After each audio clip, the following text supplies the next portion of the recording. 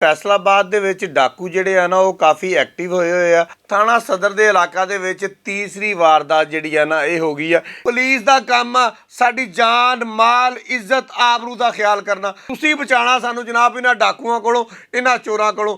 ਇਹ ਦੰਦਨਾਉਂਦੇ ਫਿਰਦੇ ਸੜਕਾਂ ਦੇ ਉੱਪਰ। 1000 ਰੁਪਇਆ ਖੋਹ ਲਿਆ, 1500 ਰੁਪਇਆ ਖੋਹ ਲਿਆ। ਉਹ 1000 ਰੁਪਇਆ ਇਹਨਾਂ ਡਾਕੂਆਂ ਵਾਸਤੇ ਤਾਂ ਸ਼ਾਇਦ ਕੁਛ ਨਾ ਹੋਵੇ। ਉਹ 1000 ਰੁਪਇਆ ਸ਼ਾਇਦ ਉਹਦੀ ਵਾਲਦਾ ਦੀ ਦਵਾਈ ਹੋਵੇ, ਸ਼ਾਇਦ ਉਹਦੇ ਬੱਚੇ ਦਾ ਦੁੱਧ ਹੋਵੇ। अस्सलाम वालेकुम। ਅੱਛਾ ਜੀ, ਫੈਸਲਾਬਾਦ ਦੇ ਵਿੱਚ ਡਾਕੂ ਜਿਹੜੇ ਆ ਨਾ ਉਹ ਕਾਫੀ ਐਕਟਿਵ ਹੋਏ ਹੋਏ ਆ ਤੇ ਪੁਲਿਸ ਜਿਹੜੀ ਆ ਨਾ ਉਹ ਡੀਐਕਟਿਵ ਹੋਈ ਆ। ਅੱਜ ਮੈਂ 2 ਤੋਂ 3 ਗੱਲਾਂ ਕਰਾਂਗਾ ਆਪਣੇ ਸੋਹਣੇ ਫੈਸਲਾਬਾਦੀਆਂ ਦੇ ਨਾਲ। ਕੁਛ ਥੋੜੀਆਂ ਜਿਹੀਆਂ ਕੋਸ਼ਿਸ਼ ਕਰਨਾ, ਜਿੱਦਾਂ ਹੁੰਦਾ ਨਾ ਪੱਲਾ, ਉਹਦੇ ਨਾਲ ਬੰਨ ਲੈਣਾ। ਅਗਰ ਕਿਸੇ ਦਾ ਪੱਲਾ ਨਹੀਂ ਹੈ ਪੈਂਟ ਪੁੰਟਾ ਤੇ ਉਹਦੀ ਜੇਬ 'ਚ ਪਾ ਲੈਣਾ। ਗੱਲਾਂ ਮੈਂ ਅੱਜ ਚੰਗੀਆਂ ਕਰਨ ਲੱਗਾ ਵਾਂ। ਪਹਿਲੇ ਗੱਲ ਕਰਦੇ ਹਾਂ ਜਿਹੜਾ ਇੰਸੀਡੈਂਟ ਹੋਇਆ ਵਾ, ਫਿਰ ਜਿਹੜੀ ਪੱਲੇ ਬੰਨਣ ਵਾਲੀਆਂ ਗੱਲਾਂ ਕਰਾਂਗੇ। ਪੀਜ਼ਾ ਬੁਆਏ ਜਨਾਬੇ ਅਲੀ, ਉਹਦੇ ਕੋਲ 3500 ਰੁਪਇਆ ਵੀ ਲੈ ਲਿਆ, ਪੀਜ਼ਾ ਵੀ ਲੈ ਲਿਆ, ਕੈਚਅਪ ਵੀ ਲੈ ਲਈ, ਬੋਤਲਾਂ ਵੀ ਲੈ ਲਈਆਂ, ਸਟਰਾ ਵੀ ਲੈ ਲਏ, ਹਰ ਸ਼ੈ ਲੈ ਲਈ। ਥਾਣਾ ਸਦਰ ਦੇ ਇਲਾਕਾ ਦੇ ਵਿੱਚ ਤੀਸਰੀ ਵਾਰਦਾਤ ਜਿਹੜੀ ਆ ਨਾ ਇਹ ਹੋ ਗਈ ਆ। ਇਸ ਤੋਂ ਪਹਿਲੇ ਥੋੜ੍ਹਾ ਜਿਹਾ ਪਿੱਛੇ ਚਲੇ ਜਾਈਏ। ਥਾਣਾ ਸਦਰ ਦੇ ਇਲਾਕੇ ਦੇ ਵਿੱਚ ਪੀਜ਼ਾ ਖੋਹ ਕੇ ਡਿਲੀਵਰੀ ਬੁਆਏ ਨੂੰ ਕਤਲ ਵੀ ਕਰ ਦਿੱਤਾ ਸੀਗਾ। ਇਹ ਸਟੋਰੀ ਵੀ ਸਾਹਮਣੇ ਆਈ ਸੀ। ਫੈਸਲਾਬਾਦ ਦੇ ਹੋਰ ਇਲਾਕੇ ਵੀ ਹੈ ਵਾ ਜਿੱਥੇ ਇਸ ਤਰ੍ਹਾਂ ਦੀਆਂ ਵਾਰਦਾਤਾਂ ਹੋ ਰਹੀਆਂ ਵਾ, ਲੇਕਿਨ ਇੱਕਾ ਦੁੱਕਾ ਹੋ ਰਹੀਆਂ ਵਾ। ਥਾਣਾ ਸਦਰ ਦੇ ਇਲਾਕੇ ਦੇ ਵਿੱਚ ਥੋੜ੍ਹੀਆਂ ਜਿਹੀਆਂ ਜ਼ਿਆਦਾ ਹੋ ਰਹੀਆਂ ਵਾ। ਇਹਦੀ ਵਜ੍ਹਾ ਕੀ ਆ, ਮੈਂ ਵਜ੍ਹਾ ਦੱਸਣਾ ਚਾਹੁੰਦਾ ਵਾਂ। ਕਿਸੇ 'ਤੇ ਤਨਕੀਦ ਨਹੀਂ ਕਰਨੀ, ਕਿਸੇ ਨੂੰ ਗਲਤ ਨਹੀਂ ਕਹਿਣਾ, ਕਿਸੇ ਨੂੰ ਸਹੀ ਨਹੀਂ ਕਹਿਣਾ। ਆਪਾਂ ਵਜ੍ਹਾ ਕਿਉਂ ਨਾ ਡਿਸਕਸ ਕਰੀਏ ਕਿ ਉਸ ਵਜ੍ਹਾ ਨੂੰ ਦੂਰ ਕਰਕੇ ਸਾਰੇ ਮਸਲੇ ਮਸਾਇਲ ਹੱਲ ਕਰ ਲਈਏ। ਉਹ ਇੱਕ ਗਰੀਬ ਡਿਲੀਵਰੀ ਬੁਆਏ ਆ। ਉਦੋਂ ਜਦੋਂ ਆਪਾਂ ਸੁੱਤੇ ਪਏ ਹੁੰਦੇ ਆ ਕੰਬਲ ਦੇ ਵਿੱਚ, ਕਮਰਾ ਗਰਮ ਕੀਤਾ ਹੁੰਦਾ, ਹੀਟਰ ਲਾਇਆ ਹੁੰਦਾ, ਇਨਵਰਟਰ ਏਸੀ ਲਾਏ ਹੁੰਦੇ ਆ, ਚਿੱਲ ਕਰ ਰਹੇ ਹੁੰਦੇ ਆ, ਉਦੋਂ ਜਨਾਬੇ ਲਈ ਤੁਸੀਂ ਆਰਡਰ ਦਿੰਦੇ ਆ।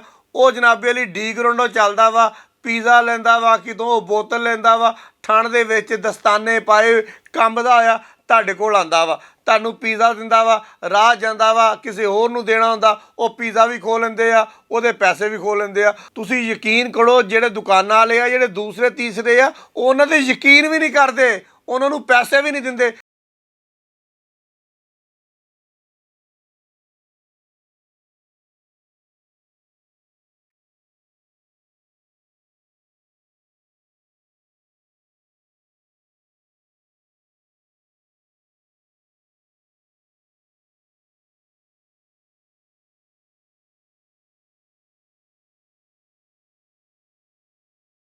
ਇਹਦੇ ਅਸੂਲਾਂ ਦੇ ਖਿਲਾਫ ਆ ਇਹ ਕੰਮ। ਜਦੋਂ ਅਸੀਂ ਰਾਤੀ 12 ਵਜੇ ਬਰਗਰ ਮੰਗਾਉਂਦੇ ਆ, ਜਦੋਂ ਅਸੀਂ ਰਾਤੀ 1 ਵਜੇ ਬਰਗਰ ਮੰਗਾਉਂਦੇ ਆ, ਤੇ ਅਸੀਂ 10 ਵਜੇ ਤੱਕ ਬਰਗਰ ਮੰਗਾਈਏ, ਉਹਨੂੰ ਖਾਈਏ, ਬਾਅਦ 15 ਮਿੰਟ ਦੀ ਵਾਕ ਕਰੀਏ, ਸਕੂਨ ਨਾਲ ਸੋ ਜਾਈਏ, ਆਪ ਵੀ ਠੀਕ ਰਹੀਏ, ਤੇ ਇਹ ਸਾਡੇ ਪੀਜ਼ਾ ਬੁਆਏ ਜਿਹੜੇ ਸਾਡੇ ਭਰਾ ਨੇ ਇਹ ਵੀ ਸੁਖੀ ਰਹਿਣ। ਇੱਥੇ ਅਮਲ ਦਰਾਮਦ ਕਰੀਏ। ਤੇ ਦੂਸਰਾ ਇੱਕ ਹੋਰ ਕਹਾਂਗਾ ਕਿ ਸਰ ਫਿਰ ਵੀ ਤੁਹਾਡਾ ਹੀ ਫਰਜ਼ ਆ, ਪੁਲਿਸ ਦਾ ਕੰਮ ਆ ਸਾਡੀ ਜਾਨ ਮਾਲ ਇੱਜ਼ਤ ਆਬਰੂ ਦਾ ਖਿਆਲ ਕਰਨਾ।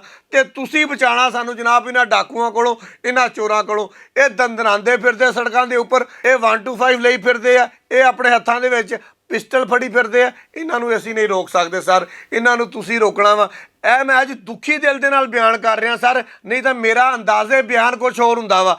ਅੱਜ ਦੁਖੀ ਦਿਲ ਤੋਂ ਇਸ ਤੋਂ ਆ ਕਿ ਇਸ ਤਰ੍ਹਾਂ ਦੀ ਵਾਕਿਆਤ ਵੱਧਦੇ ਜਾ ਰਹੇ ਆ। 1000 ਰੁਪਇਆ ਖੋਹ ਲਿਆ, 1500 ਰੁਪਇਆ ਖੋਹ ਲਿਆ। ਉਹ 1000 ਰੁਪਇਆ ਇਹਨਾਂ ਡਾਕੂਆਂ ਵਾਸਤੇ ਤਾਂ ਸ਼ਾਇਦ ਕੁਛ ਨਾ ਹੋਵੇ, ਲੇਕਿਨ ਇਸ ਗਰੀਬ ਡਿਲੀਵਰੀ ਬੁਆਏ ਵਾਸਤੇ ਉਹ 1000 ਰੁਪਇਆ ਸ਼ਾਇਦ ਉਹਦੀ ਵਾਲਦਾ ਦੀ ਦਵਾਈ ਹੋਵੇ, ਸ਼ਾਇਦ ਉਹਦੇ ਬੱਚੇ ਦਾ ਦੁੱਧ ਹੋਵੇ, ਸ਼ਾਇਦ ਉਹਦੇ ਬੁੱਢੇ ਵਾਲ ਦਾ ਸਹਾਰਾ ਹੋਵੇ। ਲੇਕਿਨ ਅਸੀਂ ਨਹੀਂ ਸੋਚਦੇ, ਅਸੀਂ ਖੋਨੇ ਆ, ਅਸੀਂ ਖੋ ਕੇ ਲੈ ਜਾਂਦੇ ਆ। ਤੇ ਮੈਂ ਗੁਜ਼ਾਰਿਸ਼ ਕਰਨ ਵਾਸਤੇ ਜਨਾਬ ਅੱਜ ਬੈਠਾ ਵਾਂ।